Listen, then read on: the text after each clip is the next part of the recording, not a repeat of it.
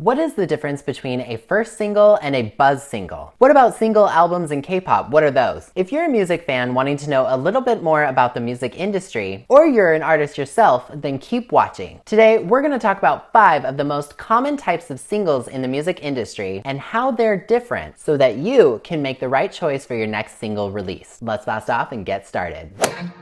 JM in your universe.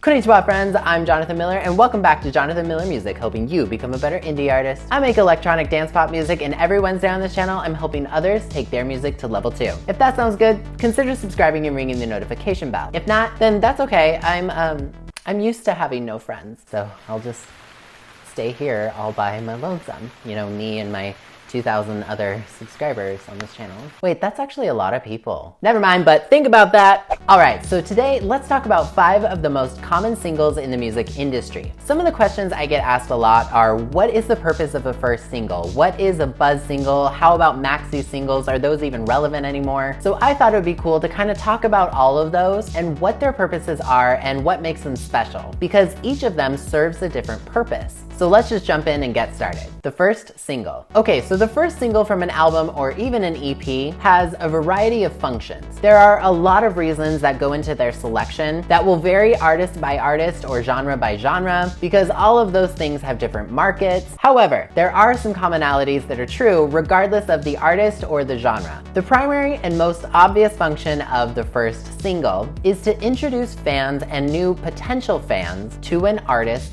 full project. It typically introduces new sounds or vibes from the album, EP, mixtape, whatever that larger project is. It can signify a new direction that the artist may have taken sonically. It usually demonstrates some type of growth or evolution for the artist. The lead single is always chosen to be the primary introduction piece to set the overall tone an album may have to, of course, entice people enough to want to buy the full project. And with that thought process comes another primary function of the first single, and that is, of course, the marketability. How does this song stack up against what's on radio right now? And most likely, what is it gonna stack up against when it's released in 6 to 8 months from now? You wanna pick a song that sounds great for radio and is hooky enough to draw people in, whether that's a ballad or it's an upbeat song, but it also has to represent all of my previous points. More often than not, let's say if every song was a gem on the album, with your first single, you would want to lead with a piece of gold and not the diamond. Don't give away all your cards right off the bat, because you gotta make sure you've got a strong hand as well. And that way, when your fans do go buy that full album and they find that diamond, the hype for your second single, which is almost always that diamond, has already begun. The buzz single. Buzz singles are kind of unique because they have a variety of reasons as to why they exist and what their functions are. Sometimes you can have a song that was fully intended to be the lead single from an album, but plans got changed or rearranged after it was released, and so it becomes a buzz single. Other times you can have a song that was fully intended to be given a full-fledged release, but again, plans changed or fell through, and so then it became a buzz single. Sometimes as well, buzz singles are fully intended for the album, but then maybe after it's released, the artist may have changed their mind or wanted to go in a different direction stylistically, and then the song just gets left on its own and left off the final track list. Or sometimes it gets put back on, usually at the end last minute. The point is, there's a variety of reasons as to why they exist, but what actually are they? Well, a buzz single, which is also sometimes called a promotional recording, are songs given a limited release by a label, typically, that precede an album's release in order to build anticipation for it. In this way, they are very similar to first official singles, except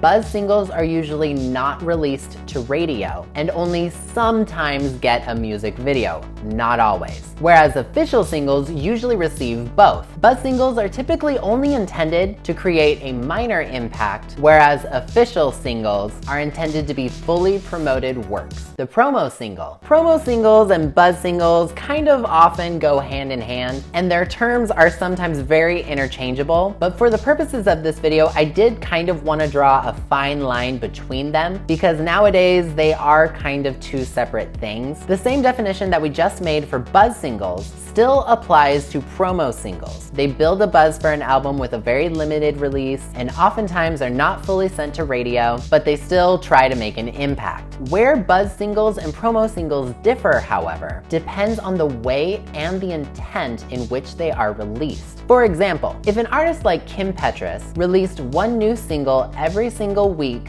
for 9 weeks leading up to the full release of her album Clarity, each of those pre-released songs could be considered a promo single. Each song built more and more hype for Clarity without having full-length music videos and widespread releases to radio. The only one of those songs that is technically the first official single from that album is Icy, because it's the one that is used the most to promote the album. So basically, promo singles are songs that get released for fans to buy and stream, but the song itself is the primary source of promotion rather than having supplementary promotional materials, like music videos that go with them. I hope that makes sense. The Maxi Single. A Maxi Single is a bit of an older form of single release, but I wouldn't say that it's entirely outdated, as they definitely still do occur from time to time. A Maxi Single is a type of single release that usually has more than an A-side song and a B-side song. For those not familiar, A-sides and B-side songs are terms that stem from when music was first printed on vinyl. You had the A-side song, which was the main featured song on one side of the record, and then the B-side song was on the other side of the album. And those records were what were sent to radio stations for airplay, and then released in stores for people to buy, to again help build anticipation for a full-length album. The B-side song was usually just another separate song to showcase more from an artist, whereas like I said earlier, the A-side song was the main official promoted single. Now the additional tracks, typically between 3 to 6, are usually remixes or extended versions of those two songs and were usually used by DJs in clubs. Nowadays, maxi singles can be either on vinyl,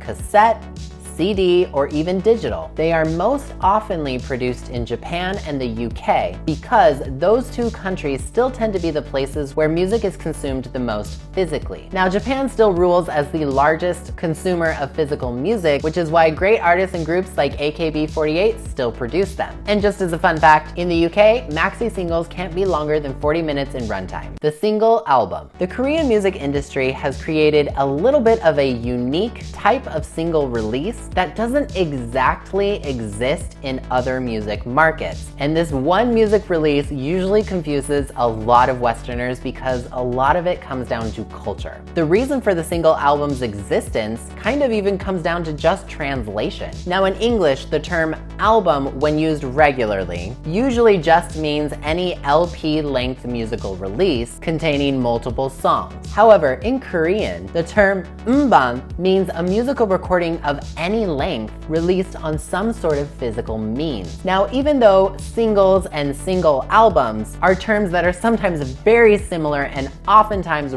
really overlap with one another, the K-pop industry, however, recognizes single and single album as two distinct separate types of releases. This is where a lot of Westerners get confused. Single albums began in the 1990s and usually contained about 2 to 3 songs and were marketed as more affordable options to full-length CDs. This is why single album can also be referred to as just a single when marketed to Western audiences, especially as K-pop continues to grow to a global audience. I know it's very confusing, but please stick with me. For example, Chungha released her song Gotta Go in 2019, both physically and digitally. Her digital release that you can go on Spotify and stream right now is simply called Gotta Go-Single, like almost every other single is. However, her physical release was classified as a single album, even though Gotta Go is the only track on the physical album. The track list between the physical version and the digital version is no different. The only difference is that the single album is titled 12 and has a little bit different packaging. Now, I know that reasoning may be very confusing to Western audiences, but ultimately it comes down to a cultural love of physical objects. It's really not very different than people going out and buying singles of their favorite song before they went out and bought the album. I know it's kind of confusing, but basically let's just boil it down to it's a culture thing. But also, just as bonus information, single albums and singles chart differently in Korea. Because like I mentioned earlier, they are recognized as two distinct, separate types of musical releases. Anyway, singles, regardless of their format, are designed to promote your album. They build hype for you and help you sell more records. So my question for you today is, what's your next single going to be? So that is my video on the 5 most common types of singles in the music industry. Question of the video, what is your favorite type of single release? Leave me a comment below letting me know. If you want to check out my video on how to choose singles or how to formulate a track list, I've left some links in the description so you can go check them out. And if you like me and you like what I do, consider joining me on Patreon like Steen here and all these wonderful people for all sorts of fun rewards, including access to my YouTube calendar to see what's coming to the channel. But as always, if you enjoyed this video, please leave a like on it and subscribe if you're new. I put out new videos every single Wednesday. Once again, I'm Jonathan Miller, and I will see you next time. See you later. I am a machine, not a robot, no operation electronically.